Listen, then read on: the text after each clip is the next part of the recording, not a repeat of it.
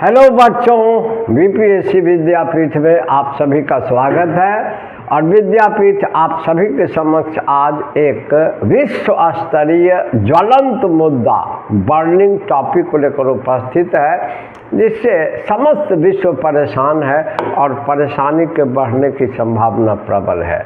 हम सभी जानते हैं कि आज के प्रदूषण के युग में नई नई बीमारियों का पदार्पण हो रहा है, जो मानव स्वास्थ्य और मानव अस्तित्व को लगातार चुनौती देता रहा है। कभी बर्ड फ्लू, कभी स्वाइन फ्लू, कभी कोरोना, और वर्तमान में एक ज्वलंत और बहुत ही गंभीर बीमारी के फैलने की संभावना विश्व स्तर पर प्रबल हो चुकी है। यह है मंकी पॉक्स, जो चेचक के रूप में होता है, मंकी पॉक्स। और मंकी पॉक्स की स्थिति कितनी गंभीर होती जा रही है, इसका अंदाजा इसी बात से लगाया जा सकता है कि हाल ही में विश्व स्वास्थ्य संगठन WHO द्वारा मंकी पॉक्स बीमारी को लेकर विश्व स्तर पर स्वास्थ्य आपातकाल घोषित किया गया है। और वर्तमान विश्व में मंकी पॉक्स की सबसे खराब स्थिति या गंभीर स्थिति जो है बच्चा लोग, यह अफ्रीका में देखा गया है। और खासकर केन्या, बुरुंडी, रवांडा, युगांडा, इन सब देशों में तो स्थिति काफ़ी भयावह है।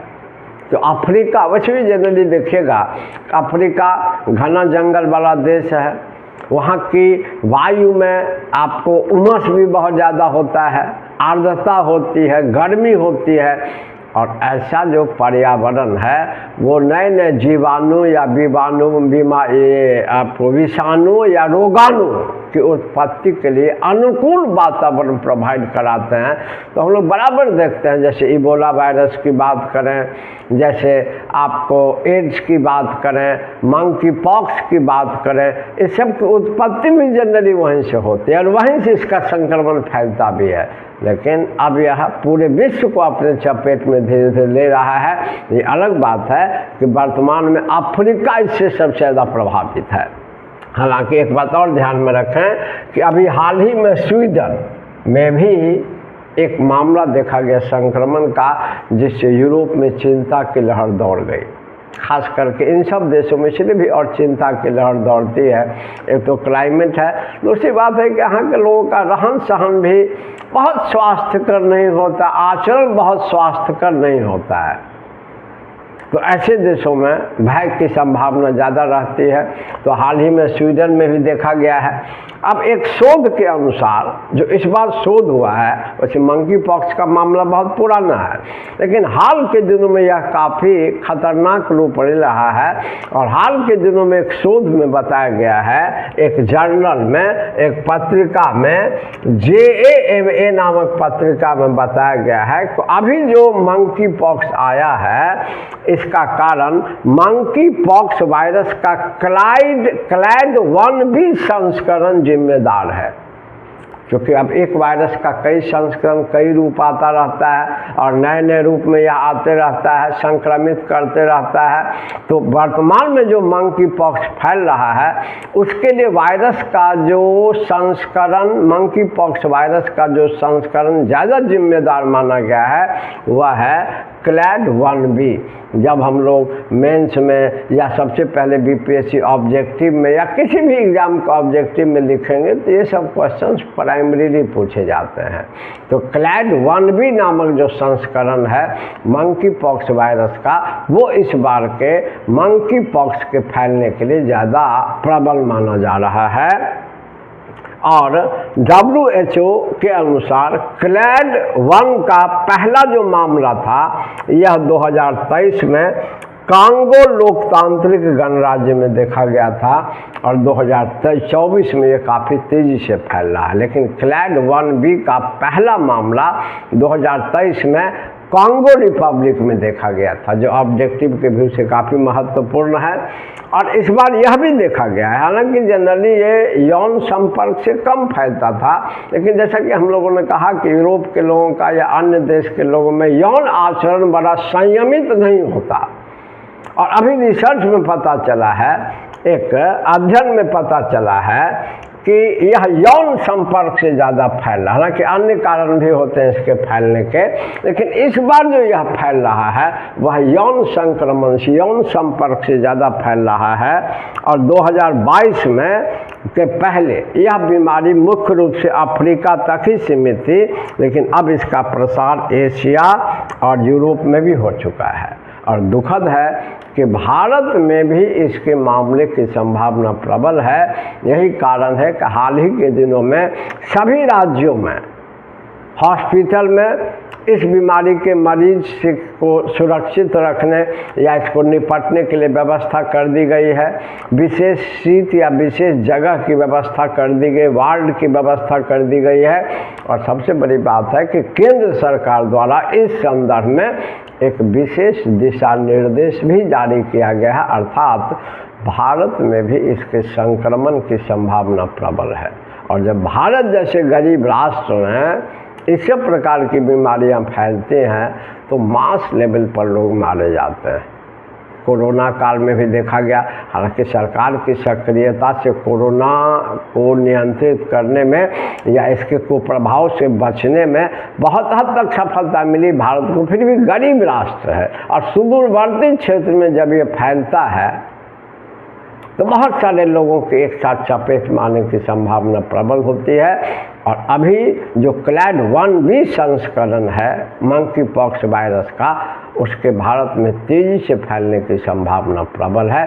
इसलिए सरकार हर स्तर पर इसे निपटने के लिए प्रयास जारी कर चुकी है। अब देखा जाए तो 2023 में PNAS नामक जर्नल में एक अध्ययन हुआ था, अध्ययन का रिपोर्ट छपा था, जिसके अनुसार यह एक जूनोटिक बीमारी है। ये समझने की चीज़ है। वैसे आगे हम जूनोटिक बीमारी पर अलग से शॉर्ट वीडियो जारी करेंगे, लेकिन फिलहाल समझे जूनोटिक बीमारी उनको कहते हैं जो जून से एनिमल यानी मनुष्य में आता है। जून माने होता है जानवर, जैसे स्वाइन फ्लू जिसको एवियन फ्लू भी कहते हैं, क्षमा कीजिए, स्वाइन फ्लू जो सुअर से मनुष्य में होता है, बर्ड फ्लू जिसको एवियन फ्लू कहते हैं वो चिड़ियों से मनुष्य में होता है, मुर्गे मुर्गियों से।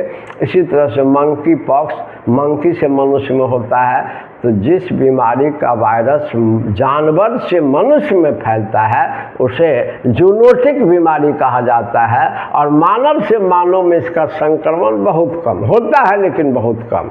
यह मेनली जूनोटिक डिजीज है क्योंकि इसका संक्रमण पशुओं से मनुष्य में होता है, मनुष्य से मनुष्य बहुत कम होता है। और एक अध्ययन में बताया गया है कि ये जो नया संस्करण है मंकी पॉक्स वायरस का क्लैड 1B, उससे पुरुषों में संक्रमण की संभावना 5% और बच्चों में संक्रमण की संभावना 10% है। अर्थात पुरुषों की तुलना में बच्चे इसके प्रति ज़्यादा संवेदनशील होंगे, जैसा कि एक अध्ययन के रिपोर्ट में बताया गया है। तो बच्चों के प्रति ज़्यादा सजगता बरतनी होगी और बच्चे वैसे भी संवेदनशील होते ही हैं। इसके बाद इसके संक्रमण की बात करें तो वैसे तो अभी का जो वायरस है वो यौन संपर्क से संक्रमित फैल रहा है, लेकिन इसके संक्रमित होने का कारण है कि संक्रमित जानवर का यदि मांस खाया जाए या उसके द्वारा काट लिया जाए तो इस वायरस के फैलने की संभावना प्रबल होती है। और मानव से मानव में एक तो फैलता बहुत कम है ये, चूँकि ये जूनोटिक डिजीज है, लेकिन मानव से मानव में फैलता है तब जब एक व्यक्ति, स्वस्थ व्यक्ति, संक्रमित व्यक्ति के शरीर के किसी तरल पदार्थ के संपर्क में आता है, चाहे रक्त हो या अन्य कोई तरल पदार्थ। जैसे कोई अगर संक्रमित व्यक्ति है उसके शरीर के किसी तरल पदार्थ से अगर कोई स्वस्थ व्यक्ति संपर्क में आता है तो उसमें इसके फैलने की, एक्चुअली ये संचारी रोग है, कम्युनिकेबल डिजीज है, फैलने की संभावना प्रबल होती है। प्लस हवाई मार्ग से जैसे छींकते वीकते हैं उससे भी वायरस एक व्यक्ति से दूसरे व्यक्ति में पहुंच जाता है। तो ये संक्रामक रोग है, कम्युनिकेबल डिजीज है, संपर्क में आने से फैलता है। इसके बाद इस बीमारी का मुख्य लक्षण है बुखार, सिर दर्द, मांसपेशियों में दर्द, कपकपी, फफोलेदार दाने, इसीलिए इसका नाम पॉक्स है। कैसे देखते हैं चेचक में फफोला हो जाता है, चकत्ता टाइप का चकत्ता हुआ, फफोला हुआ, फिर फूटा तो गड्ढा हो गया, तो बड़ी खराब स्थिति होती है। और फफोला और सूजी हुई लिम्फ नोड जो होता है वो सूज जाता है। इस बीमारी के मुख्य लक्षण बुखार, सिर दर्द, मांसपेशियों में दर्द, कपकपी, फफोलेदार दाने और सूजी हुई लिम्फ नोड। अब है इसका निवारण कैसे हो, तो जनरली ये चेचक के टाइप का है, तो इसके निवारण के लिए चेचक का टीका, हाथ को धोना, चेचक का टीका लेना, हाथ को धोना, रैशेज वही फफोला या चकत्ता को ढकना और संक्रमित लोगों से दूर रहना, ये इस बीमारी के बचाव के तरीके हैं। और ऐतिहासिक पृष्ठभूमि देखा जाए तो मंकी पॉक्स वायरस का सबसे पहला मामला 1958 ईस्वी में कनाडा के कोपेनहेगन के एक पशु घर में देखा गया था। ऑब्जेक्टिव के व्यू से, और इन्हीं को मिला देंगे जैसे आएगा टिप्पणी लिखने के लिए। हाल ही में चर्चित मंकी पॉक्स वायरस क्या है, इसकी खतरा की कहाँ तक संभावना है या कहाँ कहाँ लोग किस रूप में प्रभावित हुए, तो आपका ये भी आंसर तैयार होगा। और ऑब्जेक्टिव तो है ही। और मंकी पॉक्स वायरस का सबसे पहला मामला ऐतिहासिक रूप से 1958 में कोपेनहेगन में एक पशु घर में देखा गया। और मनुष्य में इसका सबसे पहला मामला 1970 में कांगो में एक 9 साल के कांगो गणराज्य, जो अफ्रीका का बहुत ही महत्वपूर्ण कंट्री है, कांगो गणराज्य में एक 9 साल के बच्चे में देखा गया। तो पशुओं में सबसे पहले इसका मामला पशु में देखा गया था, कनाडा में कोपेनहेगन में 1958 में। और मनुष्य में सबसे पहला मामला यह 1970 में कांगो में देखा गया था, एक 9 साल के बच्चे। तो इतने सारे मटेरियल अगर आपके याद रहेंगे आपको, तो ये ज्वलंत मुद्दा पर आप ऑब्जेक्टिव और सब्जेक्टिव दोनों क्वेश्चन बनाने में सक्षम होंगे।